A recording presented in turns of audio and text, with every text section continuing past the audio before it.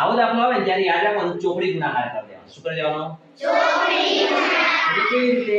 તો આ x x નો ગુણાકાર કરી દેવાનો. એટલે x x નો ગુણાકાર કરીને તો x x બે વાર આવે. કેટલી વાર આવે? બે વાર આવે.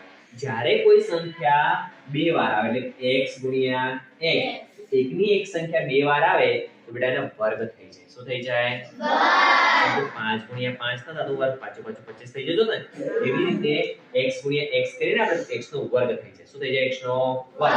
હવે આ બેને અહીંયા ભેગા કરી દીધા તો આ બેને સામે એટલે 25 અને 196 ને સામે તો બરાબર 196 ગુણ્યા 25. રેડી? અહીંયા ધ્યાન આપજો ખાલી. હું તમને શોર્ટમાં સમજાવું છું. x ગુણ્યા x એટલે x નો વર્ગ કહેવાય. શું કહેવાય? x નો વર્ગ. હવે આપણે એટલું વિચાર 196 કોનો વર્ગ છે? 14 કોનો વર્ગ છે બેટા?